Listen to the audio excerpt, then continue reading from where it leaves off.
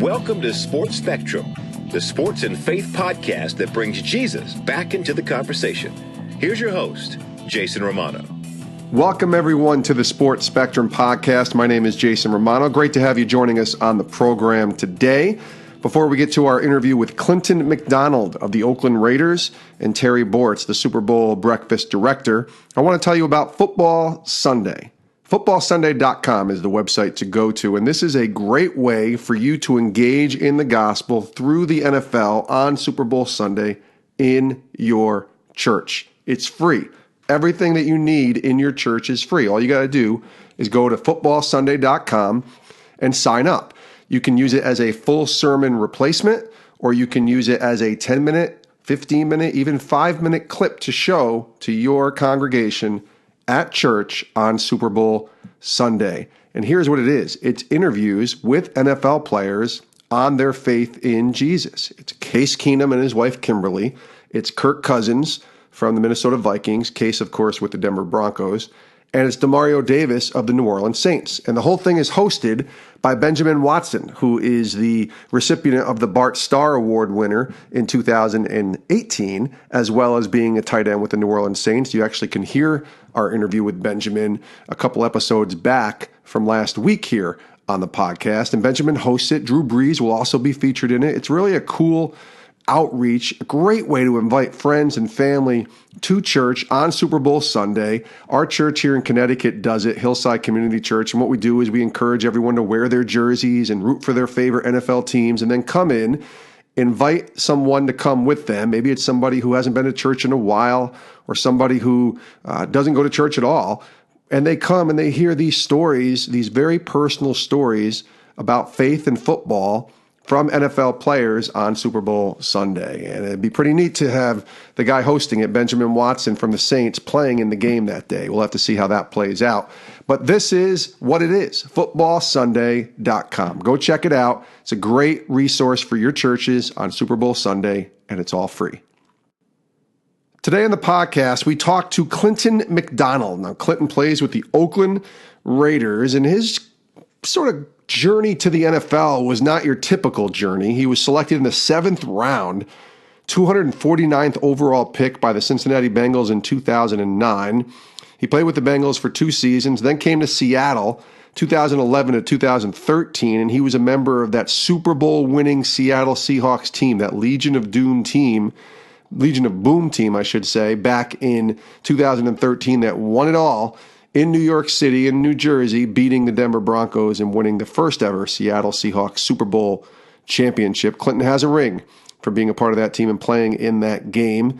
He then signed with Tampa Bay, where he played 4 seasons, 2014 to 2017. Signed with Denver for what I would say a cup of coffee in the offseason, and then was picked up and played his 2018 season with the Oakland Raiders. So we talked to Clinton about his faith, about his journey, a little bit of a crazy journey coming to the NFL. And then we talked to Clinton about the Super Bowl breakfast that he was privileged to attend last year in person. And on the back end of this interview, we'll talk to Terry Bortz, who is the Super Bowl breakfast director, which is a really cool event happening at the Super Bowl. If you find yourself in the Atlanta area, this is a thing you want to attend, the Super Bowl breakfast. And it's a really awesome way to hear the gospel presented through an NFL-sanctioned event. It's awesome. So let's get to our interview with Clinton McDonald of the Oakland Raiders here on the Sports Spectrum podcast. Take a listen. Clinton, welcome to the show. Thank you for having me today. It's good to catch up with you again, Clinton. I'm excited to talk to you a little bit about some football, certainly about faith and some other things happening around the NFL, and particularly with the Super Bowl, which we'll talk about in a little bit. But let's start with just the NFL and the craziness that is the NFL. We just saw this past Sunday teams advancing in that wild card round. I know you've been a part of some teams in the playoffs, certainly with the Seahawks and a Super Bowl ring there. That Eagles win over the Bears is just one of those gut-wrenching games if you lose it, and it's one of those great, amazing games if you win it. And there's always got to be a winner and a loser, right? But for you, I wonder, watching that game or even just seeing the highlights and maybe bringing back some memories, what do you think is the craziest game, maybe the finish that you've ever seen or been a part of? Maybe something similar to the way that Bears-Eagles game ended. I wouldn't say something too much similar to how the Bears-Eagles game ended. I've been a part of a few games that have gone into overtime, been decided when I played for the Seahawks when we played in Chicago. And, of course, Brandon Marshall showed up in an orderly fashion and kind of, turned the tide to where we had to take it into overtime. I would probably say the craziest game or comeback game I've experienced in the playoffs is when we went to Washington in 2012. And we came back from a 14 to 20 point deficit in halftime, closed the gap, and ended up beating them in halftime, as well as the Tampa Bay Buccaneers in 2013 when I played for the Seahawks when they played in Seattle, and they got up on us at 21-0 at halftime, and we fought valiantly back to gain the win at the halftime, to 21-22 or 21-20, one of the numbers, but those are some of the games that I've been in, very exciting games, very hard-fought games. Basically, it's the race is not given to the swift nor the strong, but he who endures to the end.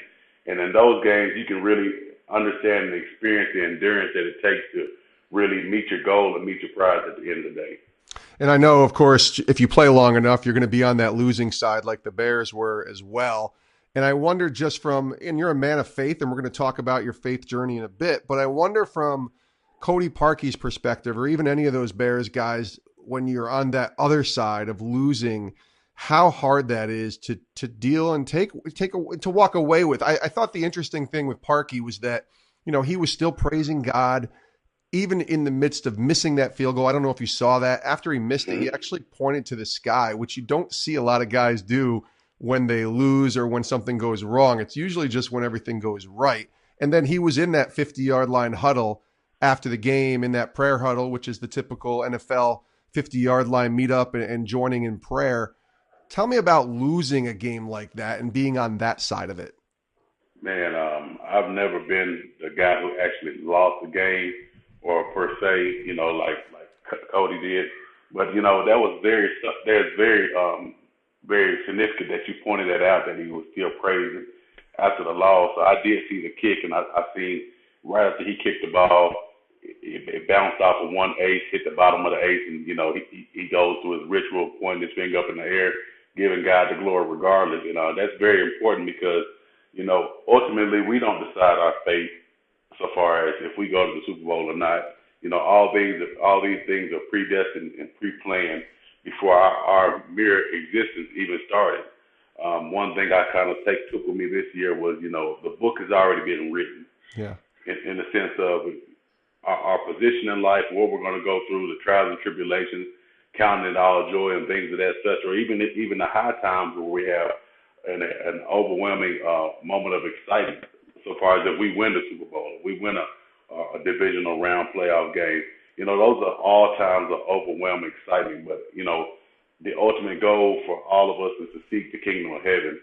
And, that display last night when he missed the field goal, he knew it was just a game, even though the game was very impactful for him and his team, for them to fight and to claw and to scratch and play as valiantly as they did the whole season, offense and defense, and as well as special teams.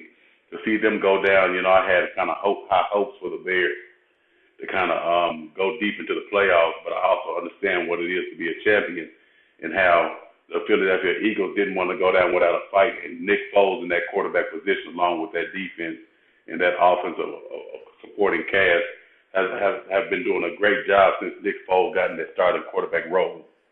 Yeah, it's pretty incredible the way the Eagles just seem to fight, especially around and rallying around Nick Foles. But I wonder for you, you mentioned, that the book's been written, right? And we know our fate. But when did that kind of start to click for you? You're an athlete. You've been playing in the NFL for a long time, came in the league in 2009.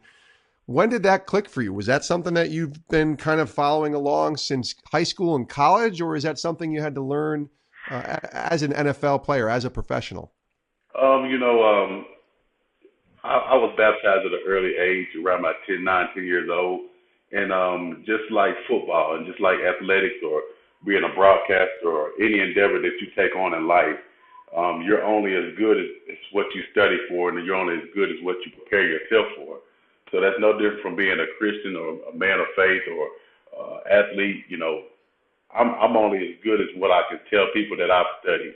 Therefore, if I don't have access to the things that I've studied, then my faith keeps on getting pressed up against the wall to become a better man. And I say that because in 2013, you think you're saved, you think you're this, you think you're that, until somewhat of a tragedy or a hard time comes in your life that kind of presses your mere existence and your faith in the Most High. In the sense of me being released in the last preseason game in Seattle, and being brought back in week 2, my whole year was pressed up against my faith, in the sense of having to come back and being a part of a Super Bowl winning team from 2011 to 2013 and help building that team, and not getting sidetracked by what happened so far as me being released in week 1 football, but also staying focused on who, the Lord, the Most High said I can be, and things that I can overcome, and who is greater than me than he who is in the world. Things of that such has carried me a long way. And those principles I keep carrying with me, because those are the things that allow me to grow in my faith and my understanding. No different than it is in football. For me to keep on watching film, for me to keep on working out hard and running and jumping and being more mindful and knowledgeable about things that are going to help me sustain my career as long as I can. It's the same way in my faith, in the sense of you have to do things that are going to help you sustain, help you grow in faith, to help you sustain through this battle we have on earth. I don't think a lot of people understand the NFL lifestyle. For those guys that aren't the quarterbacks with the secured 8-year deals and making, $20-30 million a year or whatever number you want to throw out there, you're one of those guys that grinded and you worked your tail off to get to where you have been for the last, decade or so. Explain that a little bit to our listeners about that grind and fighting through. I mean, that's a lot of, obstacles that you have to face, certainly as a man of faith, but even just as an athlete, and guys telling you you're not good enough and sorry, you're just not useful for our team and we can't, use you anymore. That happened this year with you with Denver, and you go through the whole summer thinking that you're going to be a Bronco, and then all of a sudden you end up with the other team that the Broncos don't exactly get along with, the Raiders, and suddenly you're playing in Oakland. And it's just a lot to take in, I think, when you're trying to be a professional NFL player. Tell me about that. It's definitely a lot to take in, and it's always valuable to evaluate yourself and where you are and where you stand, and so far as doing your job and doing everything that you can do. Therefore, if things don't happen the way that we won't want them to happen in life, because, things that happen in life that we don't prepare for, we're not ready for, or we didn't see coming. So some of those things are the reasons why it's very important to check yourself, to look back at yourself and look at that man in the mirror and say, am I doing everything that I can? Am I giving my all? Am I focusing my energy in the right direction to give me the outcome that I desire to have? And as a man of faith, it requires that adamant position of faith and a position of belief to say, if I'm not doing more, I have to be honest with myself and have to do more. If I'm not studying enough, I have to be honest with myself and say I'm not studying enough, and get in the playbook and get into the film session of what the sport requires me. And that goes back into the word as well. If I'm not studying enough, it'll show, and it'll ring out through my life the fact that I'm not studying enough, or I'm not showing myself approved or working rightfully able to divide the word of truth. So therefore, the study and the coherence as far as the NFL or, biblically, it goes hand in hand. Some people start out as first-round draft picks, great careers, illustrious, long Super Bowls and that such. Some people grind themselves to where they, would like to be in life, with the value of their faith being what propels them to get to that place. And I'm no different than that person that grinds themselves from a seventh round, of 2009 draft pick from the 7th round of the Cincinnati Bengals, all the way to where life has brought me now. Regardless of what position you are or where you are at in life, it's always an opportunity to make a change and become better in yourself, whether it be physically, mentally, emotionally, or spiritually. All it takes is you to look in that mirror and to be honest with yourself and sit down and say, okay, well, how do I get to this next place that I'm desiring to go? Clinton, tell me about faith for you as a football player during the season and maybe early on. Let's go back to your time in Cincinnati and even early on in Seattle and some of the ways that you stayed grounded spiritually, maybe some role models, some guys that you saw living life in the way that you would want to live it and were a big impact on you. Take us to those early days in the NFL and what faith looked like for you. Man, those early days in the NFL in Cincinnati, we had a lot of great examples. Just in my room alone, as being a defensive lineman, had Domatov Peko, Robert Gathers, Tank Johnson, Frosty Rucker. I had one of the guys that came in with me as a rookie, Michael Johnson, who's been a brother to me the whole process and our whole career. Going outside of the room, you go to Nate Livingston, you go to Bobby Williams, you go to Andrew Whitworth, who plays for the Rams now. Those type of guys, Reggie Kelly, who played tight end in this league a long time, those guys who really implemented what it was to be a man of faith playing the sport we play in football and having to deal with some of the things and issues that come up within the sport that have to deal with our faith. Even going to Carson Palmer and talking to Carson Palmer sharing some of the jewels and knowledge that he learned over his career and how to help finance, how to, keep a track of our money, how not to become somebody's crutch, and how to help people out without harming them so far as a monetary dollar amount may be concerned. And going from Cincinnati, you go to Seattle where you run into guys like Joseph Red Bryant, Brandon Meebang, who plays for the Chargers now, Michael Bennett, who might be somewhat controversial, but who's very grounded, Cliff Averill, guys like that who are very adamant about who they are, Michael Robb, Marshawn Lynch, guys like that who take their work seriously and they take a certain respect and a certain responsibility in the way they approach their jobs each and every day. Russell Okung, who plays for the Chargers. Just a lot of guys throughout the journey who actually opened up themselves and shared themselves on what it is to and what it is not to, and how to walk and how not to walk, and things of that such. As a young man growing up into the NFL, you don't always get because a lot of people don't want to share that knowledge and that information.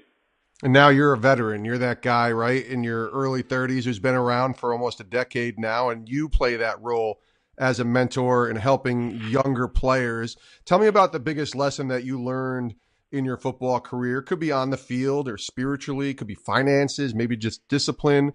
But that big lesson that you know now that you had to learn the hard way during your career coming into the league that you want to share with those young guys now as a veteran. If I could be talking to a young guy right now, that the message I would share out of all the messages out there is time is very fleeting. It says in the word that we are but a mist. So if you think about a spray bottle, when you put water in that spray bottle and you spray it one time and you see this big cone of water come out and then it fades away, that's our life and that's our momentum in the NFL. So therefore, maximize it in each and every way possible.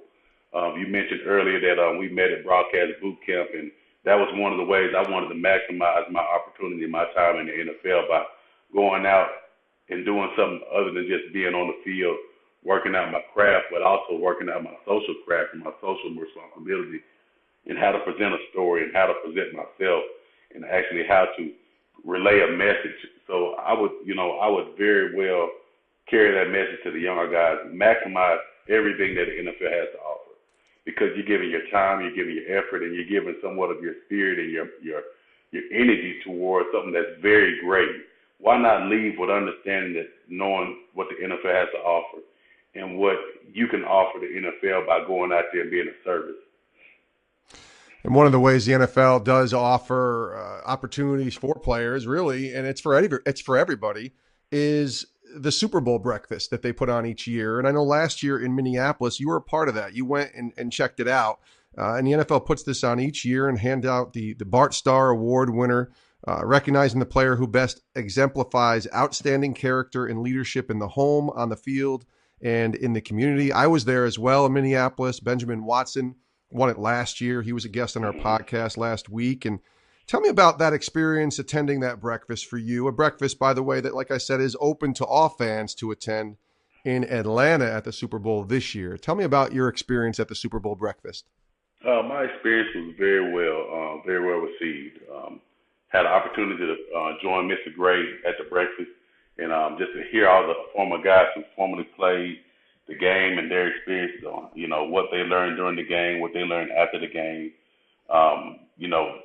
Seeing guys like Tony Dungy, Greg Coleman, Chuck Foreman, Alan Page, Jeff Seaman, Doug Sutherland, some of those guys, even Bart Starr Jr., to know the extent of this award and why it was, formulated, and to see Benjamin Watson, who any young guy can look up to, any older guy can look up to and say, this man is completing a 15th year in the NFL and is getting ready to retire because he maximized every opportunity he had.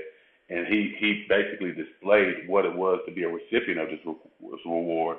So far as past recipients, Steve Largent, John Lynch, Aaron Rodgers, Urban Fryer, Brent Jones, Renus Williams, guys of that caliber to receive this award and, be a part of, a room with faith-based individuals to come together and make a big event happen so graciously was very well received, and I really appreciate it. Just the honor of being there and being present.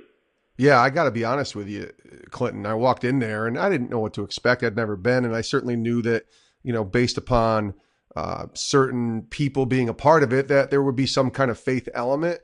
Well, I got to tell you, Benjamin Watson shared the gospel. I mean, this is an NFL-sanctioned event where this is allowed, I guess. I don't like saying that word, but you know what I mean when I say that. And for him to share the gospel was really awesome. And I'm sure it'll be the same this year. And so what I want to do is just quickly plug the website, superbowlbreakfast.com, to purchase a table or tickets. And it's open to anyone. So if you're in the Atlanta area, the Georgia area, and you want to come and see an NFL-sanctioned event with lots of great names, like Clinton mentioned, but you're also going to hear the gospel preached and shared, which is really cool. Go to superbowlbreakfast.com. That's the website to purchase tickets, and you can even get a table if you want to bring a bunch of people with you. superbowlbreakfast.com. All right, couple last questions here, Clinton, for you. First of all, from the faith perspective on Bible verses, I wonder, we like to ask our athletes a Bible verse that has impacted them or helped them in their journey, or maybe it's a verse right now that God has been speaking to you through. What's a Bible verse that you can share with our listeners, our audience, and encourage us? One Bible verse that really stood out to me and always stands out to me, regardless of the situation, is Philippians 1:6. And it states, being confident of this very thing, that he which has begun a good work in you will perform it until the day of Jesus Christ. And basically just having an introduction of who Christ is, and knowing that he has a work for you and he'll perform it until the day he comes. So therefore, your work will not be in vain, regardless of the situation may be, how hard or how, difficult the environment might be, knowing that, somebody has a work for you that has control over life and death. And that person will complete it within you until the day he returns, is very valuable for my mind and my spirit aspect, because I know that the work is never done, and therefore, if it's never done, then I'm always striving to do a good job of what I'm called to do in the moment. All right, last question. We'll go to football for this one, Clinton. Can you make predictions? Can you tell us? I mean, we know which teams are left. It's the Final Four in each conference. And you've faced a few of these teams, specifically in the AFC, with the Chiefs, the Chargers, and the Colts. And, of course, the Patriots are the fourth team, and they've been there for every year, it seems like, since you've been in the league. They've been in that playoff race. Can you make a prediction? We have New England. We have New England taking on the Chargers and the Chiefs and the Colts. What do you think? Man, I have friends that play for the Chiefs, even though we lost to them this season. Yeah. I have friends who play for the Chargers, even though we lost from this season. I would like to see the Chargers. I would like to see Phillip Rivers go ahead and bring a trophy back to L.A., being it's a new stadium, a new environment, a new fan base that is growing in L.A. for the Chargers. I would like to see that. But, you just can't go on Foxborough and say, I'm going to hang one up on Tom Brady and the Patriots. Yeah. And, career-wise and just personal-wise, you have to give props to who have been doing it for the longest. And the Patriots have a very strong system, a very laser-like focused system to where what they do works best for them. So teams that I'm really excited to see in the playoffs are actually the Colts. And the reason that being is because, Andrew Luck has been coming back from the shoulder injury for a while now. And to see him play this year, to play against him, I would say with that addition to the offensive line they have, they're strong up front, they're big up front. They don't allow the quarterback to get hit often. He does a great job of checking his receivers. If he doesn't have anything, he doesn't waste time in the pocket. He gets upfield, gets what he can. He's playing at a championship level right now. And it's very impressive to see for him to come back from the injury that he had, to go out and show everybody that, hey, I just needed a little time off, but I'm okay now. So I'm very excited to see the Colts in it. Very excited to see the defending champs still hanging in there. The way they play is very inspiring. They play valiant football. They play together. So I'm excited to see those two teams to further their race. Man, I hope the Chargers win just for Brandon Ebang and Russell Oakland's sake. But that's what I'm rooting for. That's what I'm rooting for. Rooting for the Chargers. Okay. What about, I know you said the defending champs in Philadelphia, but the NFC, how about this question to end it? And we'll put your broadcast boot camp hat on. How's that? Which team has the better chance of winning on the road in hostile environments? So you have Philadelphia going to New Orleans to face the Saints, and we know about that Saints home field advantage. It's no joke. And then Dallas going out to where you played this year in California, going out to Los Angeles to take on the Rams. What do you think, Dallas or Philly? Which team has a better chance on pulling off an upset? Man, that's a tough one, but I'm going to go with Philly. Okay. They have the experience. They got the guys that did it last year, so they understand what a big game environment is.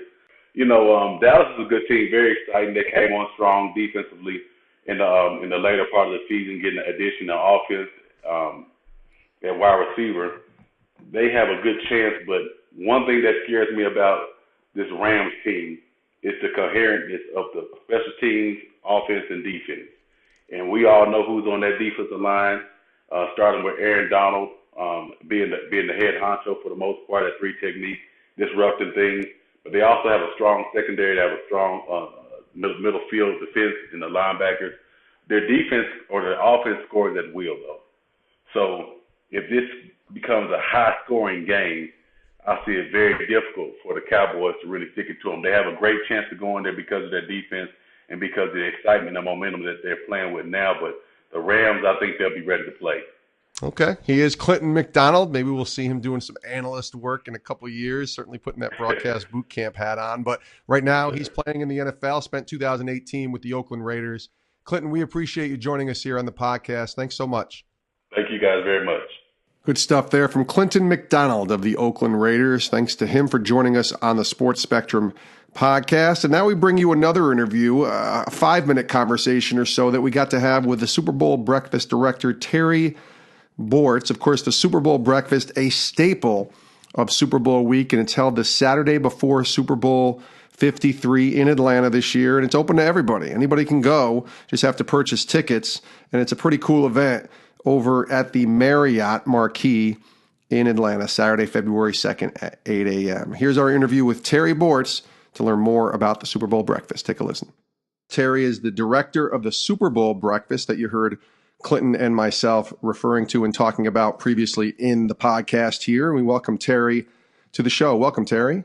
Thank you for having me. It's good to talk to you. I thought it'd be good to have you on to kind of tell us a little more about the Super Bowl breakfast and how fans and different people can be a part of the breakfast. It's not a private event in the sense of it's not open to the public. Everybody can kind of be a part of this. But let's start with what the event is. And I know it honors the Bart Starr Award winner, and it goes even a little further than that. But tell us about what the Super Bowl breakfast is.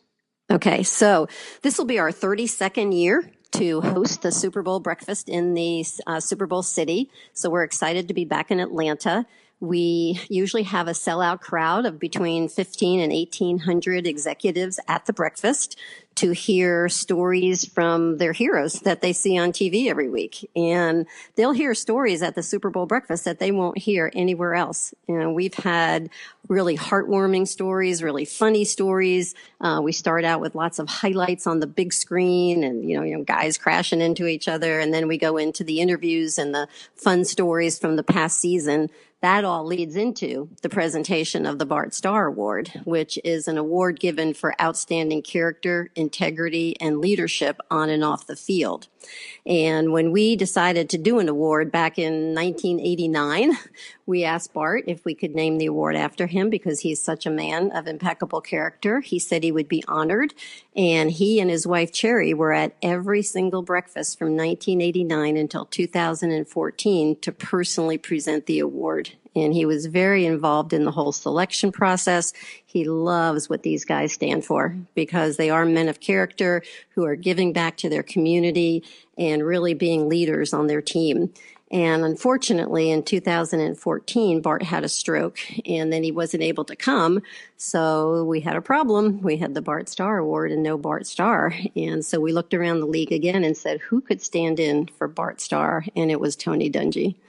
And Tony has been doing that since 2015, and he's scheduled to be there again this year in Atlanta. So he presents the award along with Bart's son, Bart Starr Jr.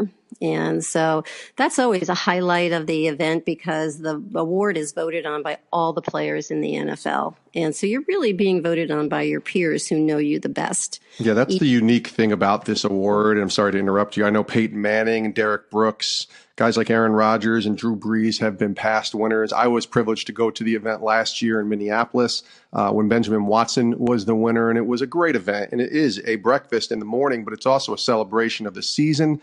And really, like you said, hearing impactful and inspiring stories that aren't told too many other places, and you have to be there to really hear those stories. Can you share who the Bart Starr Award winner will be this year in 2019 that'll be at the breakfast? I can, and you're going to be one of the first to know. So the players all vote in mid-December when they vote on the Pro Bowl. Those are the only two awards voted on by all the players. And so the winner is Calais Campbell from the Jacksonville Jaguars. And so he will be there to accept the award on February 2nd at the Atlanta Marriott. And we're really excited. His foundation does amazing things to give back to the community. And he may not be the biggest name in the NFL, but boy, is he having a huge impact. Oh, he's a huge teddy bear, too. I've met Calais and got to work with him during my time at ESPN. And he's, like you said, made a gigantic impact. And he's a pretty good football player, too. So that's a pretty awesome choice. Now, tell us, Terry, about people wanting to get involved and wanting to be a part of the breakfast, because everyone is welcome to attend. So how does that take place? Right. It is definitely open to the public. We sell individual tickets or tables of 10. So tables of 10 would either be $2,500 or $2,000. Individual tickets, of course, $250 or $200. The easiest way to purchase tickets is online at superbowlbreakfast.com. And, we encourage people because tables are assigned on a first come, first serve basis. So we encourage people not to wait if they think they want to attend. A lot of times people wait to the last minute and then they wonder why they're sitting in the back. So true. It's so true. Now, this year, the breakfast is going to feature, like you said, Tony Dungy scheduled to be there. Are there other names that'll be a part of this? And certainly who's hosting? I know last year, I think it was Akbar Baja-Biamilo was the host of it, and he was great, really funny guy. How about this year? I don't think Akbar had just barely left the stage last year when we asked him to do it again this year because we loved him so much. And so he is the MC again. And as you know, he is an extremely funny person. If people don't know about him, they need to check out American Ninja Warrior. He just has he was a huge guy, but he's got a huge personality and sense of humor. So we're thrilled to have him back.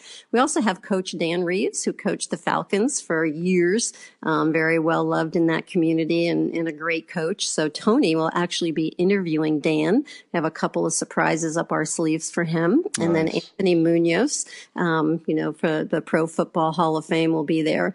Now, as the playoffs take place in the next week or two, we have our wish list of people, and unfortunately, as they're eliminated, that we would like to have on the program. And so we will be announcing in the next week or two some pretty big names for the program. That's great. I know, just for an example, last year, certainly everybody in Minnesota was hoping that the Vikings would go to the Super Bowl, and they didn't make it. The Eagles were the team that made it. But in them losing, it actually allowed you guys to have Case Keenum come and be a part of the breakfast last year. And I remember Case was up there sharing his testimony and his story and how his faith has impacted his life. And it was really a neat thing to see that. So Terry's not lying when I tell you, folks listening, that there's going to be some pretty big names that are going to be reached out, and it'll be fun to watch who will be there at this event. Terry, the website again, so people can go and check it out, and if they want to be a part of it, what is it again? The website is superbowlbreakfast.com. superbowlbreakfast.com. It should be a great event honoring Calais Campbell and so many others that will be there. Thanks again, Terry Bortz, for being a part of this, the Super Bowl Breakfast Director. And hopefully we'll see each other in person over in Atlanta in a couple weeks. Thanks again. Sounds great. Thank you. And thanks to Terry Bortz, who is the director of the Super Bowl Breakfast at Super Bowl 53 in Atlanta, Georgia this year. And also thanks to Oakland Raider Clinton McDonald for joining us here on the Sports Spectrum podcast. We also thank you for listening. You can find us on social media, of course, Twitter, Facebook, and Instagram at sports_spectrum. Subscribe to our YouTube channel. Subscribe to this podcast, of course, everywhere podcasts are found.